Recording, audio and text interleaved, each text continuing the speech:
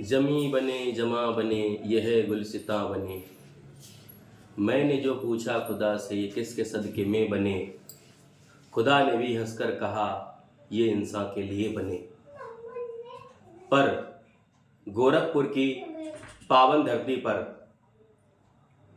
रुद्रपुर के फूलपुर में जो हादसा कल हुआ वह अत्यंत भीभत्स दुर्भाग्यपूर्ण है।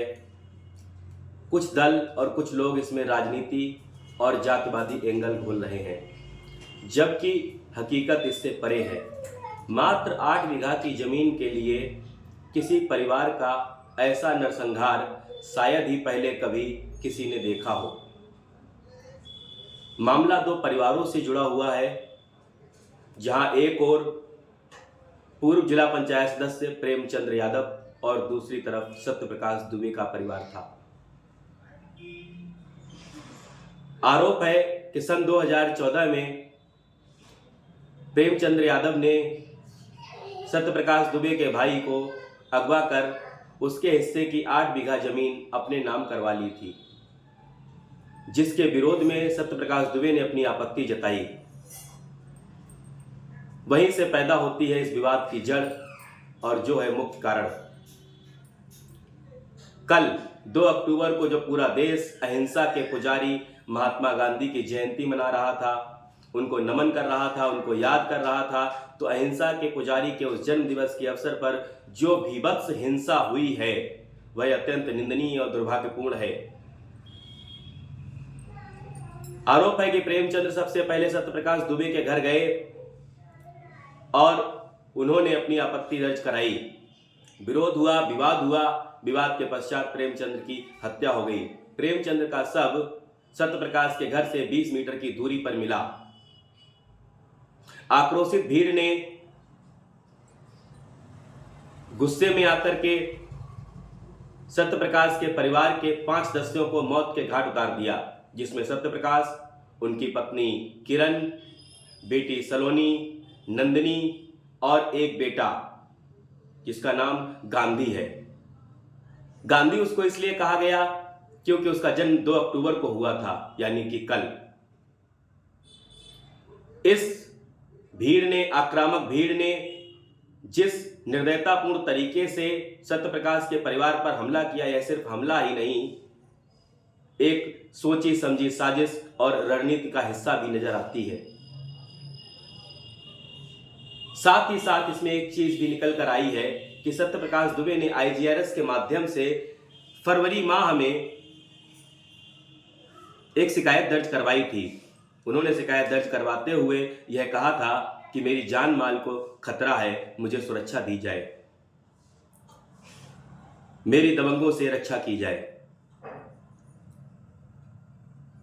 क्या इस घटना के पीछे सिर्फ और सिर्फ 2 परिवार ही जिम्मेदार हैं, या फिर वो लोग भी जिम्मेदार हैं जो आदरणीय मुख्यमंत्री जी को सिर्फ यह आश्वासन और यह सूचनाएं देते रहते हैं कि सब चंगा सी, सब चंगा सी। इससे पहले की सरकारों को भी अधिकारियों ने ऐसी ही सूचनाएं दी।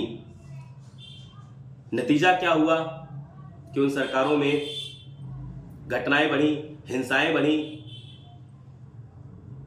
जनता त्राहिमाम करने लगी और नतीजा यह हुआ कि आज उन सरकारों की कहीं वापसी नहीं दिखाई पड़ रही है, दूर दूर तक नहीं दिखाई पड़ रही है।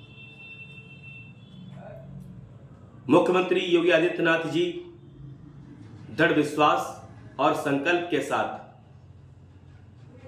एक कार्यकाल पूर्ण कर चुके हैं और यह दूसरा कार्यकाल चल रहा है। जनता का उन पर भरोसा सबसे ज्यादा कानून व्यवस्था को लेकर ही है। पर क्या कारण है कि आज के दिनों में अचानक से हिंसा की वारदातें बढ़ रही हैं? क्या अधिकारी आदरणीय मुख्यमंत्री तक सही सूचना नहीं पहुंचा पा रहे हैं या पहुंचाना नहीं चाहते हैं? आईजीआरएस के माध्यम से जब शिकायत की जाती है तो कहा जाता है कि यह सीधे सीएम ऑफिस तक पहुंचती है, जिसकी निगरानी वहां पर तैनात उच्च अधिकारियों द्वारा की जाती है। क्या इस आईजीआरएस की शिकायत की जानकारी आदरणीय मुख्यमंत्री जी को दी गई थी? अगर दी गई थी तो उन्होंने इसके लिए अवश्य रूप से ही यह भी कहा होगा कि इसका निस्तारण जल्द से जल्द किया जाए। क्या अधिकारी चाहते तो इस समस्या का समाधान किया जा सकता था? क्या इस नरसंहार को रोका जा सकता था? यह सारे सवाल हैं जिनका जवाब आने वाले समय में जनता को अवश्य मिलेगा। परंतु आज हमारे लिए सोचने का वक्त है कि मात्र 8 बीघे की जमीन के लिए इस तरह का हत्या, इस तरह की वारदात, चाहे वो सत्यप्रकाश दुबे हों या प्रेमचंद यादव, हत्याएं दोनों हुई हैं और दोनों ही निंदनीय हैं, दोनों ही दुर्भाग्यपूर्ण हैं। प्रेमचंद जी की भी बेटियां हैं, वो भी अपने पिता के वापस आने की राह देख रही हैं, लेकिन प्रेमचंद अब कभी घर नहीं पहुंचेंगे। सत्यप्रकाश दुबे के घर में 5 लोगों की मौत हो गई है। इस गम से परिवार हमेशा ही गमगीन रहेगा, लेकिन हमें नागरिक होने के नाते यह सोचना चाहिए, क्या जमीनी विवाद बैठ करके नहीं सुलझाए जा सकते हैं? क्या जमीन के एक टुकड़े के लिए हम अपने ही लोगों के, अपने ही आसपास के रहने वाले लोगों की हत्या कर देंगे? क्या जमीन का वो हिस्सा आप अपने साथ छाती पर लेकर के जाएंगे? लालच इस कदर बढ़ा, या फिर वो भीड़ प्रेमचंद्र के द्वारा नहीं बुलाई गई थी क्योंकि उनके मरने के पश्चात वो भीड़ इकट्ठी हुई थी? क्या उसमें से किसी ने अपनी आपसी रंजिश और आपसी गुस्सा भी निकाला? इतना निर्दयी कौन हो सकता है कि जब सत्यप्रकाश दुबे ने अपने घर का दरवाजा बंद कर दिया था, उस दरवाजे को तोड़ते हुए भीड़ अंदर गई। उसके पश्चात उनको भी मारा, उनकी पत्नी को भी मारा और 2 बेटियां और एक बेटा मासूम 12 साल का, जिसका जमीन से कोई दूर दूर तक का वास्ता भी नहीं था, उसको भी निर्दयतापूर्ण तरीके से मार दिया। क्या कारण था इसके पीछे? ये हमारी आज के दौर में मन में पनप रही हिंसात्मक प्रवृत्ति का एक जीता जागता उदाहरण है। अगर इस प्रवृत्ति पर हमने अभी अंकुश नहीं लगाया तो आने वाले वक्त में हमें इसके भीभत्स परिणाम देखने को मिलेंगे। आधुनिकता के इस दौर में जहां हम एक और चकाचौंध में खोए हुए हैं, वहीं जल्द से जल्द अमीर बनने की चाह हमें अंधा बना रही है। हम नैतिकता को भूलते जा रहे हैं और अपराध की दुनिया को बड़ा ही आसान समझते जा रहे हैं। हमें इस पर विचार करना होगा। मुख्यमंत्री जी ने जांच के आदेश दिए हैं। ADG law and order Prashant Kumar सहित विशेष सचिव गोरखपुर पहुंच चुके थे।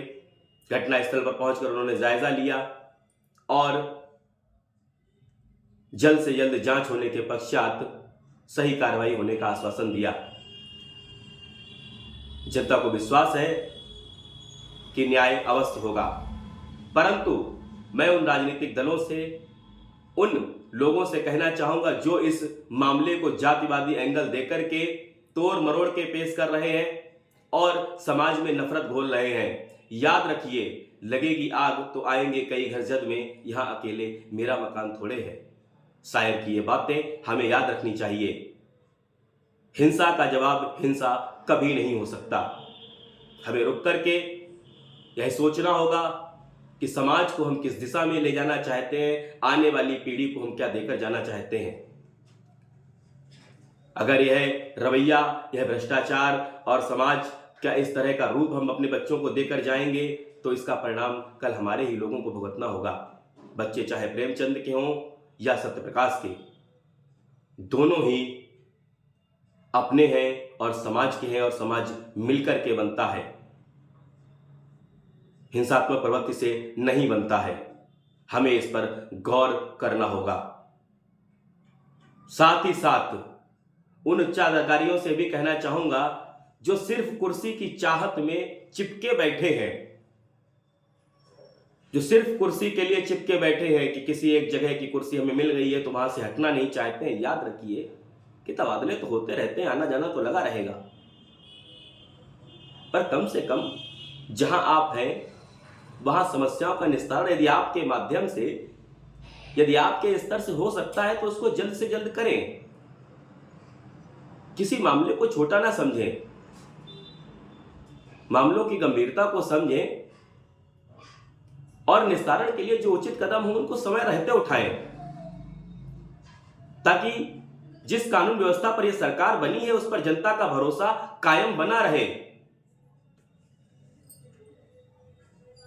जनता का भरोसा कायम रहे, साथ ही साथ आने वाले समय में भी सरकार आगे और भी अच्छे कार्य करे, इसमें भी आपका योगदान हो। यह आपकी भी जिम्मेदारी है, जनता की भी जिम्मेदारी है, मेरी भी है और आपकी भी है, सबकी है, क्योंकि ये प्रदेश हमारा है, ये देश हमारा है। इसलिए हमें और आपको मिलकर के सोचना होगा। तो अब इस मामले में मैं आप सबसे अपील करता हूं कि जातिवादी एंगल नहीं देंगे, और उन अधिकारियों से और सभी लोगों से कहूंगा कि यदि मामले का निस्तारण, किसी भी मामले का निस्तारण यदि आपके पद पर रहते हुए आपके स्तर से हो सकता है तो यथाशीघ्र करें। धन्यवाद।